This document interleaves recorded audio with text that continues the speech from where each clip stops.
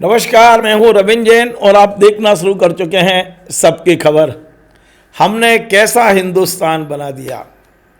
यहां यदि आपने शुद्ध पेट्रोल मांगा तो सीधे आपके पिता को गाली दी जाएगी, आपके पिता को घसीट लिया जाएगा और साफ पूछा जाएगा कि शुद्ध पेट्रोल तुम्हारे बाप के घर से आएगा। मैं नहीं बोल रहा हूं, भारतीय जनता पार्टी का सांसद कह रहा है, खबरदार जो शुद्ध पेट्रोल मांगा आपने। आगे बढ़ने से पहले जरा ये सुनिए, ये हैं मध्य प्रदेश में रीवा के सांसद, भारतीय जनता पार्टी के सांसद, जो शुद्ध पेट्रोल मांगने वालों को सीधा सीधा कह रहे हैं तुम्हारे बाप के घर से आएगा। सुन लीजिए। एथेनॉल में लाभा 20%, तो आंदोलन हो रहा कि नहीं एथेनॉल न चली, केवल शुद्ध पेट्रोल चली।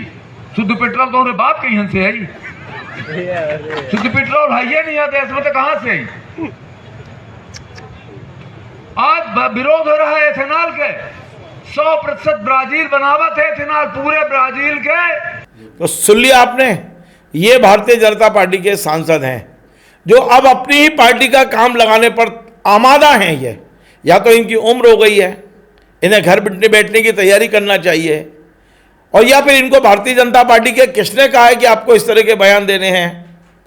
अब एक बात तो तय है कि किसी के बाप के घर से शुद्ध पेट्रोल आए ना आए, लेकिन इस देश में एक बाप जरूर है जो अपने बेटे के एथेनॉल को मिलाने के लिए पेट्रोल को अशुद्ध कर रहा है, मिलावटी कर रहा है। और आज हम इस मुद्दे पर बात करेंगे हमारे अपने मित्र मध्य प्रदेश के वरिष्ठ पत्रकार रिजवान अहमद सिद्दीकी साहब से, कि वो तो चूंकि 17 रीवा में रहे हैं तो वो जानते हैं कि जो ये भाषा थी सांसद महोदय की, इसका युवा पीढ़ी पर क्या असर होगा। एक दूसरा, क्या अब मिलावटी पेट्रोल बेचना सरकार को अधिकार दे दिया हमने। और नंबर 3, ये जो बाप और बेटे का खेल है, जो सांसद कह रहे हैं तुम्हारे बाप के घर से आएगा पेट्रोल, नहीं आएगा शुद्ध पेट्रोल, किसी के बाप के घर से नहीं आएगा, लेकिन एक बाप जरूर है जो मिलावट का काम कर रहा है।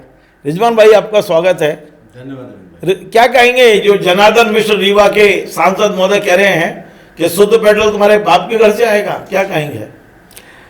रविंद्र भाई, जनार्दन मिश्रा से मेरी बहुत निकटता है, मैं उनको बहुत निकट से भी जानता हूँ। और लेकिन आजकल पता नहीं क्या हो गया, इन लोगों को ये सब बहकी बहकी बातें करते हैं। जनता का बहुत दबाव है या जवाब नहीं है बहुत ढेर सारी चीज़ों का, इसलिए कि सोशल मीडिया भी भरा पड़ा है इस तरह की चीज़ों से कि अगर हम मिलावट नहीं करेंगे इसमें तो वो मुस्लिम कंट्री में वो पैसे चले जाएंगे, तो आतंकवादियों को फंडिंग हो जाएगी वहाँ से। कुतर्क जो है उसकी बाढ़ सी आ गई है और कई जगह रिफ्लेक्शन इनकी तरह से भी आता है। सीधी सीधी बात यह है कि एथेनॉल क्यों मिलाओगे? इसलिए मिलाओगे कि पेट्रोल की कीमत कम करनी है, तो हमको तो कम नहीं मिलता पेट्रोल कम कीमत में। और आप ये कहा गया था जी कि एथेनॉल मिलने से 55 रुपये रेट कम आएगा जी, हुआ 55 पैसे भी कम नहीं किया, वो तो बढ़ ही गया। तो होगा, देश को तो कई तरह की लुभावनी बातें हम सुनते हैं और फिर हमको मिलता कुछ नहीं है। फिर इस तरह की गंदी गंदी बातें, बाबा जी का ठुल्लू टाइप बातें सुनने को हमको अक्सर मिलती हैं। अब ये जनार्दन मिश्रा जी की ही बात करूं तो जनार्दन मिश्रा जी को मैं तब से जानता हूं जब वो भारतीय जनता पार्टी के रीवा के जिलाध्यक्ष थे।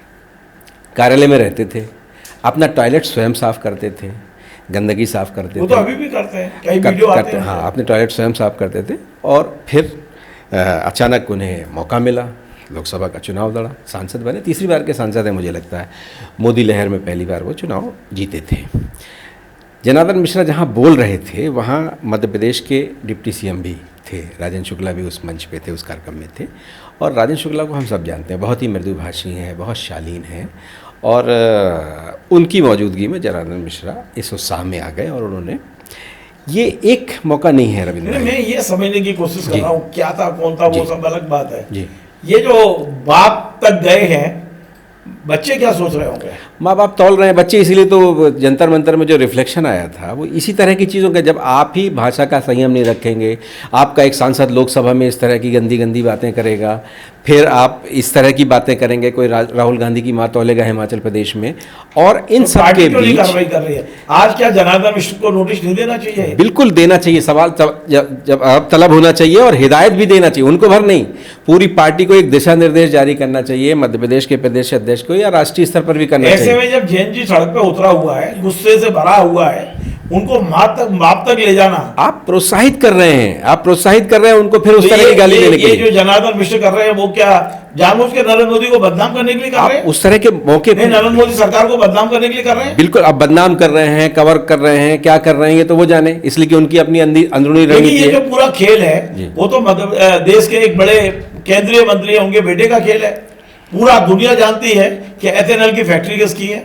केंद्रीय मंत्री का खेल है, लेकिन वो भी कह चुके हैं कि ये मेरा निर्णय नहीं है, ये तो सरकार का निर्णय है, उस पर भी वो कह चुके हैं। एथेनॉल तो उनके बेटे बनाते हैं। हाँ बनाते हैं, लेकिन वो कह चुके हैं। अच्छा, एथेनॉल सिर्फ उनके बेटे भर नहीं बनाते, विदेशों से भी एथेनॉल आता है हमारे यहाँ, और देश में बहुत जगह एथेनॉल बन रहा है, लेकिन इससे फायदा ये गाड़ियाँ खराब हो रही है लोगों की। लोग शिकायत करते हैं, कुछ बताते हैं आप कि गूगल पे चले जाओ, कितने लोग बड़ा वीडियो भरे पड़े शिकायतों के। बिल्कुल इसका लोगों का एक्चुअल कितनी नुकसान हो रहा है, कितना फायदा हो रहा है, कितना कम एवरेज आ रहा है, ऐसे बहुत ढेर सारे सवाल हैं।